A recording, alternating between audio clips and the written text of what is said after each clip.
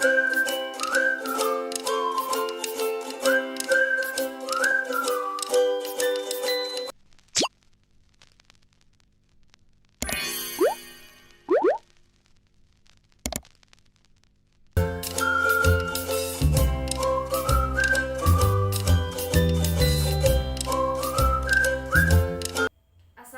warahmatullahi wabarakatuh. Saya Zahra Novita. Di sini saya mahasiswa dari UIN Maulana Malik Ibrahim Malang, jurusan Pendidikan Ilmu Pengetahuan Sosial. Di sini saya mewawancarai Ibu. Perkenalkan, nama saya Ibu Mayang, Ya. ya, dari SMPN Duang Lego. Baik, langsung saja Ibu. Yeah.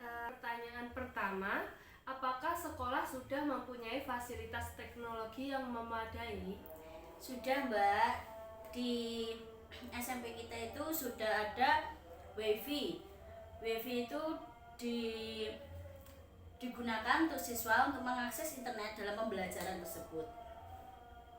Dan di kita itu menyediakan yang namanya lab komputer. Jadi pembelajaran itu tidak hanya di kelas saja, tapi kita juga menggunakan teknologi di lab komputer tersebut. Begitu. Pertanyaan kedua, bagaimana penerapan pembelajaran berbasis teknologi dalam mata pelajaran IPS lebih efektif?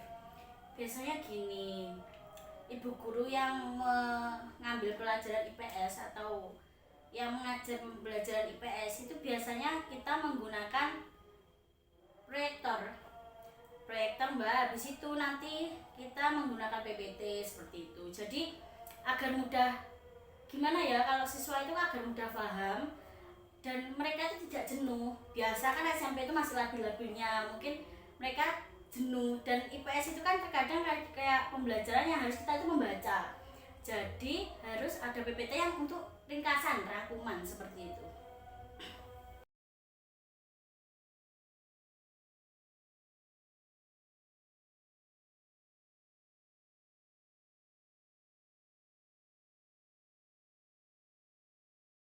Nomor 3,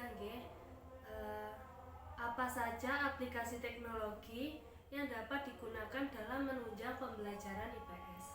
Gini Mbak, kadang itu kita juga menggunakan YouTube. Biasanya juga WA, apalagi pas kayak COVID kemarin. Jadi COVID kemarin kan kita dibatasi untuk tidak tatap muka. Jadi kita itu kalau mengumpulkan tugas itu melalui Classroom, biasanya seperti itu. Kita memberikan tugas lewat WA. Terus kayak Classroom, kayak dari YouTube, kayak kita tuh harus gimana agar siswa tersebut paham meskipun kita menggunakan teknologi yang kayak gini gitu. Ya. Sejauh apa perkembangan teknologi dapat membantu guru dalam proses pengajaran di kelas? Membantu banget sih Mbak, kayak kemarin, kayak COVID kemarin kan lumayan lama. Ya kayak pertanyaan nomor 3 tadi, sebenarnya kalau teknologi sangat membantu banget untuk seorang guru. Soalnya gini, kemarin kan kayak kita bingung gimana sih caranya untuk biar siswa itu paham tanpa kita bertatap muka. Jadi kita itu harus menerangkan, mungkin kita membuat metode pembelajaran dari YouTube. Nah, jadi kita tuh nge-share kepada siswa gimana caranya ini gitu. Jadi sangat membantu banget sih teknologi seperti itu. Begitu. Jadi gini Mbak, kadang itu kan kalau anak masih SMP kan masih kayak ingin pengetahuannya itu kayak yang menarik. Jadi kalau kita pakai teknologi, jadi itu kan kayak gimana ya Mbak, kayak ada menariknya gitu, kadang ada gambarnya, terus ada penjelasannya. Jadi siswa itu juga memahami, kadang itu seperti itu. Jadi membantu banget sih. Mengapa ada kesenjangan cara mengimplementasikan teknologi pada metode mengajar antara tenaga didik muda dan tua? Jadi gini Mbak, kalau menurut saya pribadi, gini, untuk kesenjangan usia itu gimana? Kayaknya gini, yang guru yang lebih senior dan lebih junior, maksudnya junior itu yang lebih muda, karena yang lebih muda itu paham untuk teknologi yang terbaru. Dan yang senior yang sudah suyu, maksudnya yang sudah tua, mungkin mereka kurang apa ya namanya, kurang percaya diri untuk menerapkan teknologi tersebut. Mungkin apa ya enggak, nanti kalau keliru gimana, soalnya mereka dulu berpatokan hanya dalam buku saja gitu. Guru yang usianya lebih tua, maksudnya mereka itu kayak individunya kurang nyaman menggunakan teknologi. Mungkin gini, tapi juga persepsinya orang beda-beda. Kadang itu ada yang ingin tahu, tuh guru yang udah usianya sudah berkelanjutan itu tanya yang guru yang masih muda, gimana sih cara ini, gimana. Tapi mungkin itu kayak kepercayaan diri, kembali kepercayaan diri itu bagaimana, seperti itu, Mbak. Apa problem mendasar yang masih dihadapi seorang guru IPS dalam mengimplementasikan teknologi pendidikan dalam proses pembelajaran? Jadi gini Mbak, kadang itu tidak adanya akses teknologi tersebut, maksudnya ya itu. Terus kayak gini, mungkin guru tersebut tidak ingin tahu bagaimana teknologi itu zaman sekarang itu bagaimana, apa kurang tidak mau gimana ya Mbak, mau mendalami tersebut gitu loh. Dan kadang juga itu gini Mbak, guru tidak mengetahui kayak teknologi tersebut gitu loh. Jadi itu kayak gimana ya, rasa ingin tahunya itu mungkin kurang apa gimana, saya juga belum tahu. Lalu dengan adanya kendala di atas tadi, apa solusinya gitu? Gini, kalau menurut saya tuh solusinya itu sosialisasi Mbak. Jadi kita mengadakan sosialisasi, gimana ya, kayak pentingnya teknologi di era yang sangat maju ini bagaimana gitu. Dan penyuluhan tersebut itu tidak digunakan untuk kepala sekolah atau yang, tapi semua guru. Jadi guru itu kayak paham, segini pentingnya ya teknologi tersebut, segini pentingnya. Jadi itu gini Mbak, kayak ada penyuluhan dan ada praktek. Jadi harusnya kita praktek. Jadi guru tersebut bisa mengukur kemampuan, kalau menggunakan teknologi seperti ini, ada min plusnya gitu loh, kayak bisa membedakan seperti itu. Dan selanjutnya, bagaimana strategi menggabungkan antara konsep pembelajaran secara konvensional dan mengajar berbasis teknologi? Gini, jadi kan itu dua metode kan ya Mbak ya. Jadi bisa dikatakan blended learning. Jadi kita itu menggunakan basis teknologinya, kita bisa menggunakan dari PPT, mungkin PPT ataupun juga YouTube.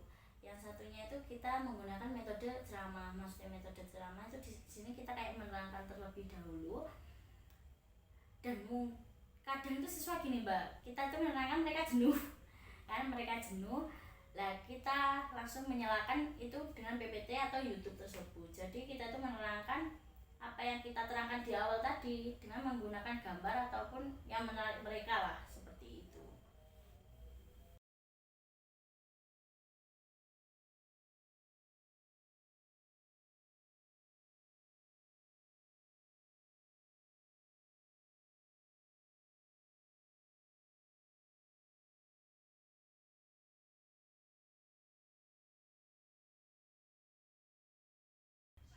Dengan pesatnya teknologi informasi saat ini, siswa itu lebih mudah mengakses jawaban melalui Google. Lalu bagaimana solusi atas permasalahan tersebut? Sekarang ini ada kekhawatiran juga Mbak, kayak kadang ini kita kayak murid, kita aja seperti itu, mungkin murid lebih kadang cuma hanya menyalin jawaban dari Google ataupun mungkin mereka cuma ngetik, kan kadang ada juga yang namanya Brainly itu juga kan, itu langsung ada jawaban kan ya. Jadi untuk mengidentifikasi semua itu mungkin solusinya itu seperti ini. Guru itu memberikan soal yang menurutnya itu tuh siswa itu kayak berpikir kritis. Jadi dari pendapat siswa itu sendiri. Jadi itu kayak kita itu guru mengajak siswa kayak gimana sih berpikir kritis untuk kayak memecahkan masalah dalam pembelajaran ini gitu loh. Hanya itu kita menggunakan itu Mbak, metode project based learning seperti itu. Jadi biar siswa itu berpikir kritis untuk kedepannya gimana. Oh, ada masalah seperti ini, kita harus bagaimana, seperti itu. Biar tidak berpacu dalam Google terus gitu loh. Mungkin ada Google tapi untuk acuan tersendiri seperti itu. Jadi biasanya juga seperti ini Mbak. Guru itu biasanya tugas dari sekolah itu biasanya soalnya itu bersifat objektif. Jadi itu kayak siswa kayak mengentengkan kayak nanti Google kayak mengepekkan gitu loh Mbak, seperti itu. Jadi kayak tugas seperti itu membuat ruangan gimana ya, kayak siswa itu kayak Google aja ada. Pertanyaan selanjutnya, dengan adanya pembelajaran media online seperti Zoom, Meet, maka pendekatan secara emosional antara siswa dan guru itu kurang, sehingga mengakibatkan adanya jarak antara guru dan murid.